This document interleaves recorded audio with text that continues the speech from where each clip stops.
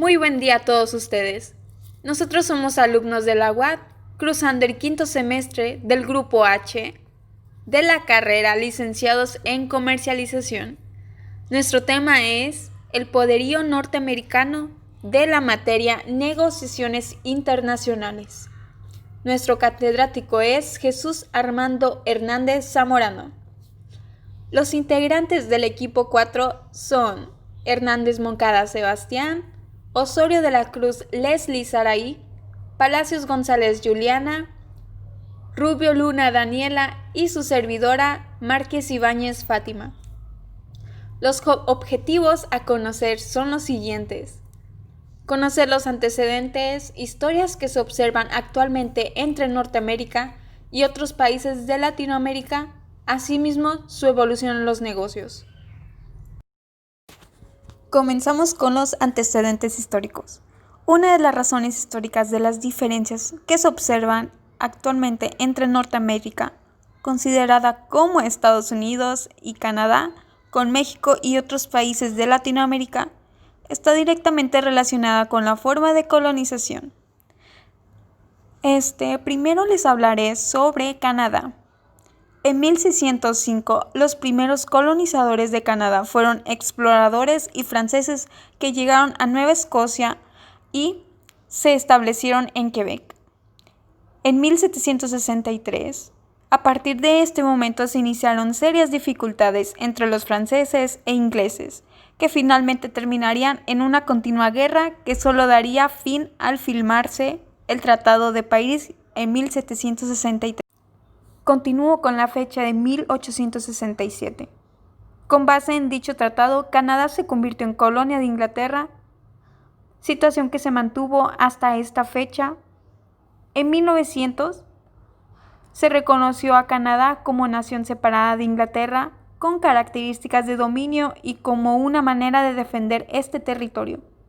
En 1982, se realizaron cambios sobre la estructura gubernamental del país y sobre su dependencia política y económica de Inglaterra, obteniendo con ello una mayor autonomía y se convirtió en una monarquía constitucional.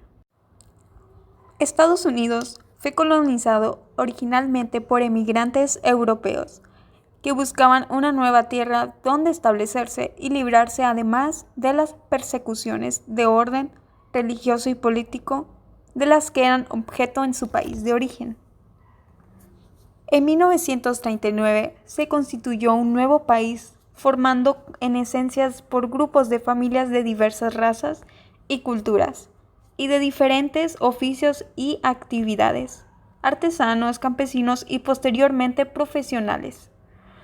En 1941, con el país ya constituido, se presentaron nuevas y mayores oportunidades de progreso y riqueza para aquellas personas dispuestas a adaptarse al medio y pagar el precio de vivir en una sociedad sumamente competitiva.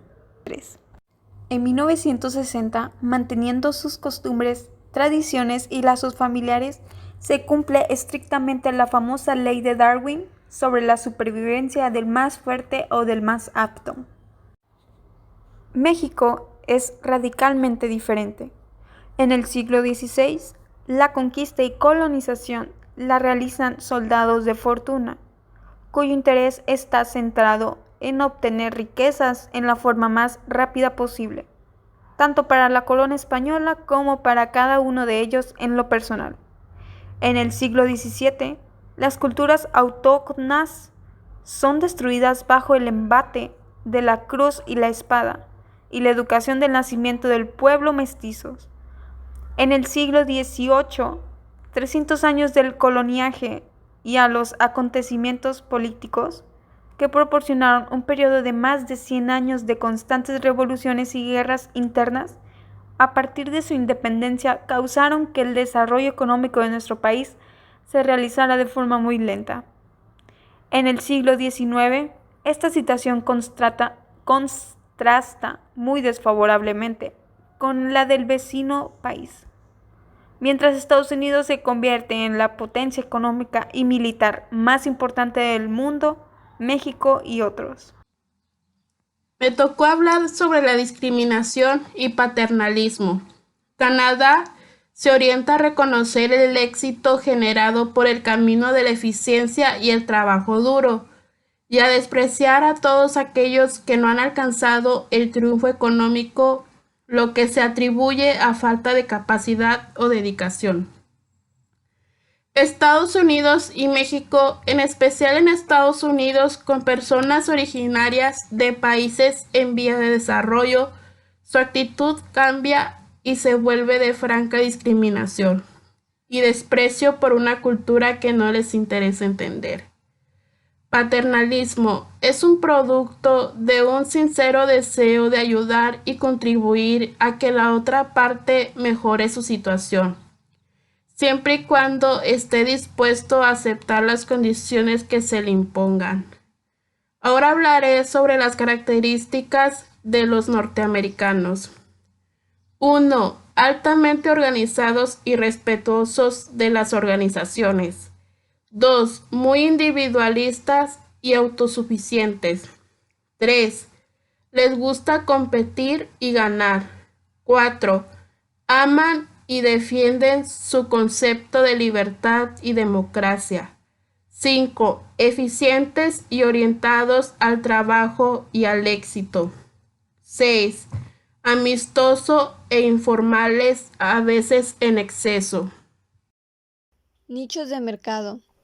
Un nicho de mercado es un término de mercadotecnia utilizado para referirse a una porción de un segmento de mercado, en la que los individuos poseen características y necesidades homogéneas, y estas últimas no están del todo cubiertas por la oferta general del mercado. En resumen, un nicho de mercado es un grupo de personas con características específicas que compran un producto. Estas características pueden ser la edad, el género, el nivel de ingresos, grupos sociales, etc. Parte de Estados Unidos se aprecian dos nichos de mercado, el anglo y el mercado hispano. La considerable inmigración proveniente de Centroamérica ha ocasionado la formación de un mercado poderoso y con gustos similares a los nuestros. En el mercado anglo es necesario dar a conocer las características del producto por medio de una adecuada promoción y después crear suficiente nivel de confianza en el proveedor y en la calidad del producto. Las posibilidades de negocio que se presentan en el mercado de Norteamérica tienen similitudes, pero también tienen importantes diferencias. En Canadá se caracteriza por una gran participación de la empresa privada, aunque algunas industrias como la radio, servicios públicos y transporte tenía una cierta participación del gobierno. Las pequeñas y medianas empresas constituyen el 80% de nuevos empleos cada año. El gobierno federal mantiene una política bilingüe. Cualquier empresa que tenga más de 50 empleados deberá utilizar el francés en todos los niveles. Las etiquetas de los productos deben estar en francés, los nombres de las compañías y marcas, y todos los letreros y rótulos afuera de los comercios deben estar escritos solamente en francés. Se aprecian diferencias entre regiones del país, y al hacer negocios con los canadienses es importante recordar que son más formales y son más conscientes de la educación y de la etiqueta que en Estados Unidos. Estilos de negociar de los norteamericanos. A los norteamericanos les gusta ir directamente al punto central de la negociación y cualquier plática, discusión o relación personal. Los negociadores norteamericanos son muy rápidos para la toma de decisiones una vez que tienen toda la información requerida. Los negociadores son expertos en su área que esperan llegar al último detalle de acuerdo con la contraparte. Los negociadores agresivos y le gusta controlar la situación. Para los norteamericanos, la motivación principal de una negociación se puede reducir a términos netamente económicos. Todo lo que no reduce en una ventaja económica de consideración no vale la pena negociar.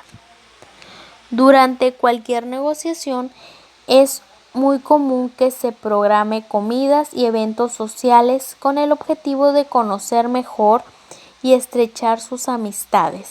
Los norteamericanos ocasiones son oportunas adicionales para seguir discutiendo asuntos de negocios. Una peculiaridad interesante de los norteamericanos en general considera a las tradiciones y costumbres como limitaciones que pueden llegar a interferir seriamente con el proceso de la negociación. ¿Cómo operan en las tiendas departamentales? Las tiendas departamentales más importantes cuentan con una oficina central de compras. Pueden operar de dos maneras. La primera es negociar y colocar pedidos al nombre de su compañía y luego distribuir la mercancía a cualquiera de sus destinos, ya sea almacén o tienda. La segunda manera opera cuando se encarga de localizar la mercancía que pudiera ser interesante a los almacenes del grupo y hacer un negocio con los proveedores. Cualquiera de los dos casos, el proveedor interesado deberá contar a esta oficina central de compras para ofrecer su mercancía y suministros. El comprador, llamado también jefe de departamento, es responsable tanto de las compras como de las ventas de la mercancía de su área. Mitos y realidades del TLC para México. Este aumento ha generado un mayor número de empleados, con mejores remuneraciones que otros sectores económicos, pero también ha provocado una economía anual. Quiero decir, riqueza por un lado y pobreza por el otro. Esto aumenta en el número de empresas manufactureras tipo maquiladoras y empresas multinacionales que operan sin arriesgo en este país y cuyas políticas laborales, financieras y económicas se deciden fuera de nuestras fronteras, de acuerdo con los intereses particulares de cada una de las corporaciones. Solo para agregar, el Telecán ha fortalecido la base industrial de México, ha promovido su modernización y consolidación como centro manufacturero estratégico de América del Norte, lo que a su vez ha contribuido a elevar la competitividad de toda la región dentro de los mercados mundiales. Desde la implementación de dicho tratado, la presencia internacional de los productos manufacturados mexicanos ha recibido un nuevo ímpetu debido al crecimiento de la producción manufacturera, lo cual se ha triplicado. México, además de tener una industria nacional próspera, ha quintuplicado sus exportaciones de productos manufacturados en los últimos 15 años. Estos son unos mitos y realidades sobre el Tratado de Libre Comercio de América del Norte. Mito 1. El Telecán no ha logrado sus objetivos principales de expandir el comercio y la inversión entre Canadá, Estados Unidos y México. La realidad es que desde que el Telecán entró en vigor, el comercio entre estos países se ha más que triplicado, llegando a millones de dólares, y en 2018 la inversión extranjera directa recibida por Canadá y Estados Unidos llegó por más de 4,000 millones de dólares. Otro mito es que el Telecán ocasiona una pérdida de empleos. La realidad es que con la entrada en vigor del Telecán, el empleo total se ha crecido de manera importante entre los países miembros desde 1993. El Telecán perjudica a los trabajadores debilitando las normas laborales y reduciendo los salarios y los ingresos. La realidad es que los países socios del Telecán negociaron e implementaron un acuerdo paralelo de cooperación laboral, el Acuerdo de Cooperación Laboral de América del Norte, ACLAN, que añade una dimensión social al Telecán. Otro mito es que el Telecán debilita la soberanía nacional y la independencia. La realidad es que el Telecán es un tratado trilateral concebido para facilitar el comercio y la inversión entre estos países. Esto ha sido el fin de nuestra presentación. Concluimos con una frase: ellos aman el orden, sin el cual de los negocios no prosperan. Otorgan un valor especial a la conducta metódica. Alexis de Tocqueville, 1835. Estas son unas referencias de los libros tomados para poder realizar la presentación. Muchas gracias.